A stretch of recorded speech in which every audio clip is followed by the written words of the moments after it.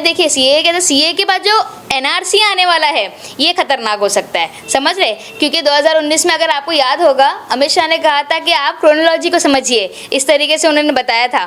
तो उनका ये था कि आप जो है वो सीए के थ्रू जो भी अफगानिस्तान से और बांग्लादेश से, पाकिस्तान वगैरह से जो आए हैं आप उसको नागरिकता दोगे, ठीक है? लेकिन आपने साफ बोला एक्सक्लूडेड मुस्लिम। मुंबई टीवी, हर खबर सच के साथ। मैं हूं अफजल शेख और आप देख रहे हैं Mumbai TV. Citizenship amendment act को लेकर लगातार जिस तरीके से केंद्र सरकार का विरोध काफ़ी तेज़ी से हो रहा है और उसी में सिर्फ बयानबाजी और भाषणों में तमाम नेता जो है अपने आप में सिमट कर रह गए और उसी में सुप्रीम कोर्ट जाकर के एक याचिका इंडियन यूनियन मुस्लिम लीग द्वारा दायर की गई, जिसमें कहा गया कि सभी नागरिकता का जिस तरीके से विरोध केंद्रीय सरकार कर रही है तो हमें उन नागरिकता मिलनी चाहिए। और इसी को लेकर किस तरीके से इंडियन यूनियन मुस्लिम लीग का अगला कदम रहेगा और किस तरीके से तारीख दी जा रही है, हमारे साथ उस बारे में बातचीत करने के लिए फरज शेख मौजूद है जी। इंडियन यूनियन मुस्लिम लीग जो है पहली पार्टी सुप्रीम कोर्ट गई, क्या कहेंगे, अपडेट क्या है? अस्सलाम वालेकुम। देखिए इंडियन यूनियन मुस्लिम लीग वो एक वाहिद पार्टी है पूरे देश में जो मुसलमानों के लिए खड़ी रहती है, क्योंकि ये एक्ट जो बन रहा है ये धर्म के आधार पर बन रहा है, इसलिए असंवैधानिक है और ये अनकॉन्स्टिट्यूशनल है। हमको ये चाहिए कि इस देश में कोई भी कानून बने, कोई भी एक्ट बने, वो जो है वो सेकुलर बेस पर बने, सारे रिलीजन के लोगों के लिए बने। सिर्फ एक पर्टिकुलर रिलीजन को आप हार्म करके आप वो एक्ट बनाओगे तो ये नहीं चलेगा। तो इसके अगेंस्ट में सीए के लिए जो सीए, देखिए सीए के, तो सीए के बाद जो एनआरसी आने वाला है ये खतरनाक हो सकता है, समझ रहे? क्योंकि 2019 में अगर आपको याद होगा अमित शाह ने कहा था कि आप क्रोनोलॉजी को समझिए, इस तरीके से उन्होंने बताया था। तो उनका ये था कि आप जो है वो सीए के थ्रू जो भी अफगानिस्तान से और बांग्लादेश से, पाकिस्तान वगैरह से जो आए हैं आप उसको नागरिकता दोगे, ठीक है? लेकिन आपने साफ बोला एक्सक्लूडेड मुस्लिम। क्यों? मुसलमानों को आप इससे जाहिर हो रहा है कि आप धर्म के आधार पर आपने ये कानून बनाया। तो ये देश एक ऐसा देश है जो धर्म के आधार पर नहीं, यहाँ पर सेकुलरिज्म के हिसाब से चलती है चीज़ें। और जब कानून बना था, कॉन्स्टिट्यूशन बना था, तो वो सेकुलर के बेसिस पे बना हुआ है। तो इसका विरोध करने के लिए सबसे पहले जो है वो 2019 में ऑलरेडी मुस्लिम लीग ने जो है वो इसके खिलाफ जो है पिटीशन डाल चुकी थी सुप्रीम कोर्ट में। मैं आपको बता दूँ कि जिस एक देखिए ना, मौका देखिए ये लोगों ने किस वक्त एकदम एंड मोमेंट पे जो है रमज़ान की चांद रात में ये लोगों ने अनाउंस किया कि सीए के रूल्स पास करना है, करके पास कर दिए लोगों ने। और दूसरे ही दिन, अगले ही दिन 12 तारीख को जो है मुस्लिम लीग ने इसके खिलाफ जो इंटरिम एप्लीकेशन डाला सुप्रीम कोर्ट में, क्योंकि ऑलरेडी हमारा केस वहाँ चल रहा था। तो उन्होंने इंटरिम एप्लीकेशन इसके लिए डाला और उन्होंने साफ, और कपिल सिब्बल साहब काबिल तारीफ उन्होंने जो है वहाँ पर प्रेजेंटेशन दिया इस चीज़ का। और सबसे अच्छी बात, सबसे अहम बात यह है कि इंडियन यूनियन मुस्लिम लीग को मेन पेटिशनर के तौर पर जो है वो सुप्रीम कोर्ट ने जो है वो घोषित किया है कि अगर कोई मतलब मोर देन 200 जो है वो पेटिशंस आए हैं तो सुप्रीम कोर्ट ने ये कहा है कि सब लोग जो है वो अपने अपने पॉइंट जो है वो मुस्लिम लीग को दे और मुस्लिम लीग रिप्रेजेंट करेंगी। और अल्हम्दुलिल्लाह हमारे पास बहुत काबिल वकील है कपिल सिब्बल साहब, जो हमारा केस लड़ रहे हैं सुप्रीम कोर्ट में। और मैं आपको बता दूं जो अभी 19 तारीख को उसकी हियरिंग हुई है उसके अंदर उन्होंने साफ जो है वो इसको बहुत बेहतरीन तरीके से रिप्रेजेंट किया और उनको बताया कि ये किस तरीके से रिलीजियस बेस कानून जो है इन्होंने लाया है।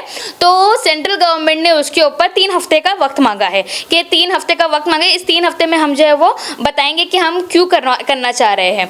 तो इसी तरीके से अभी 9 अप्रैल की अगली तारीख पड़ी है। कपिल सिब्बल जी ने एक बहुत बेहतरीन काम और ये किया सुप्रीम कोर्ट में, उन्होंने जज को कहा कि भाई इस बीच में यानी जो 9 तारीख तक जो समय मिला है इस बीच में किसी को भी नागरिकता न दी जाए।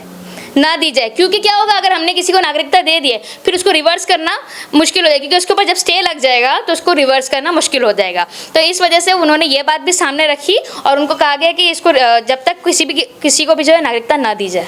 आप जिस तरीके से बातें कह रहे हो, लेकिन केंद्रीय सरकार अमित शाह के द्वारा एक बयान आया कि उनको इसलिए ये कानून लाना पड़ा कि उन्हें नागरिकता देना है अल्पसंख्यक लोगों को। तो नागरिकता देने के लिए ये कानून पास किया गया, तो भी इसका विरोध लोग क्यों नहीं समझ पा रहे? हाँ, अच्छा, जैसे कि आपने कहा कि अमित शाह कह रहे हैं कि अल्पसंख्यक में जो लोग आते हैं उनको हम नागरिकता देने के लिए बात कर रहे हैं, लेकिन आपने नोटिस किया होगा उसमें क्या बोला गया, अफगानिस्तान और 3 देशों के बारे। हाँ, तो हम फिर ऐसा ही है तो दूसरे चीन तीन ममालिक है, चीन में भी है और श्रीलंका में है, रोम और कौन से बर्मा के लोग हैं, वहाँ के लोग हैं, वहाँ के भी लोगों को आप दीजिए ना।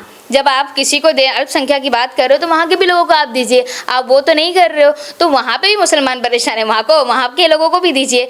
तो ये सब ऐसा नहीं है, ये सिर्फ एक तरीके की चाल है और बहुत सारी चीज़ें हैं, जो बहुत सारे एजेंडे हैं बीजेपी के जो इस टाइम उन लोगों ने किया है। और आपको भी पता है कि चुनाव का मौका बहुत नज़दीक है, तो ये सारी चीज़ें होनी है।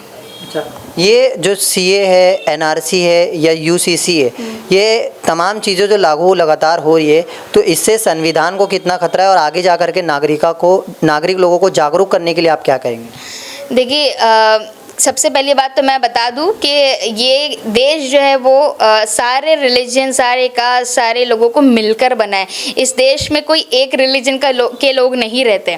तो उसको अगर मद्देनज़र रखते हुए आज से 1950 में जब कोई कानून बनाया गया था, एक हमारी बुक बनाई गई थी कॉन्स्टिट्यूशन की, जिसके अंदर हमको बोला गया था कि सारे लोगों को लेकिन आप किस तरीके से बोल सकते हो कि एक मुसलमान को कि आप जो है वो यूनिफॉर्म सिविल कोड को करो, या एक किसी हिंदू को कैसे बोल सकते हो कि आप इसी को चलो? उनके जो रिचुअल्स है उनके लिए अलग अलग लॉज बनाए गए हैं, शरिया लॉ बनाया गया है, हिंदू लॉ बनाया, क्रिश्चियन लॉज बनाए गए, सबके लॉज बनाए गए।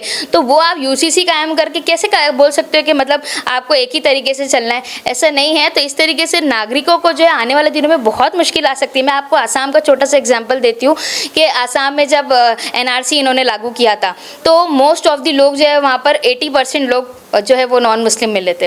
नॉन मुस्लिम भी हमारे भाई है ना, लेकिन उन्होंने देखा कि भाई वहाँ पर जो है वो मतलब जो उनका एजेंडा था वो पूरा नहीं हो पाया, वहाँ पर नॉन मुस्लिम निकले, इसलिए उन्होंने सीएए का पहले ये रूल लाया कि पहले हम उनको नागरिकता देंगे, उसके बाद एनआरसी करेंगे। तो मैं आपको बता दूं कि ये जो है एक तरीके की चाल है। ये सारी चीज़ों पर नागरिकों को थोड़ा सा अभी होशियार रहना है। और मैं उनको ये भी कहूँगी साथ साथ कि आप अपने डॉक्यूमेंट्स को मजबूत रखिए। आपका जन्म यहाँ हुआ है, यह आपको बताना है, तो आपके लिए बर्थ सर्टिफिकेट उसके लिए सबसे मस्ट डॉक्यूमेंट होता है। और तो ये सारी चीज़ों को जो है वो अपनी चीज़ों को तैयार रखें। लेकिन मैं तो चाहती हूँ कि आप सभी लोग दुआ करें कि आने वाले दिनों में ऐसी सरकार ना आए जो जो क्या बोल सकते हैं कम्युनल बेसिस पे जो है वो देश को चलाए। ऐसी सरकार आए जो सेक्युलर बेसिस पे चलाए, जो हर रिलीजन को जो है वो बराबर से अपने अपने हुकूक दे। क्योंकि कॉन्स्टिट्यूशन का आर्टिकल 14 भी यही कहता है कि हर नागरिक को देश के सरकार के सामने हर नागरिक जब इक्वली है, एक समान है। जैसे एक माँ के सामने हर बच्चा एक समानता का होता है, उसी तरीके से देश में हर नागरिक, चाहे वो हिंदू हो, चाहे मुसलमान हो, चाहे क्रिश्चियन हो, चाहे कोई भी हो, वो सारे एक बराबर है। तो आप जो है वो उसके खिलाफ जो है वो काम करोगे तो वो हम लोग एक्सेप्ट नहीं करेंगे और इसी तरीके से फिर हमारी लड़ाई जारी रहेगी। तो ये थे फ़रज शेख, जिस तरीके से इनका कहना था कि नागरिकता संशोधन कानून के खिलाफ जो एक रिट पिटीशन फाइल दायर की गई है सुप्रीम कोर्ट में, उसको लेकर ये तमाम आगे जो है लड़ाई कानूनी लड़ रहे हैं। लेकिन ये देखना है इसमें किस तरीके से सरकार के खिलाफ ये सुप्रीम कोर्ट में लड़ाई जारी रहती है। कैमरामैन नावेद कुरैशी के साथ अब्दुल शेख, मुंबई टीवी।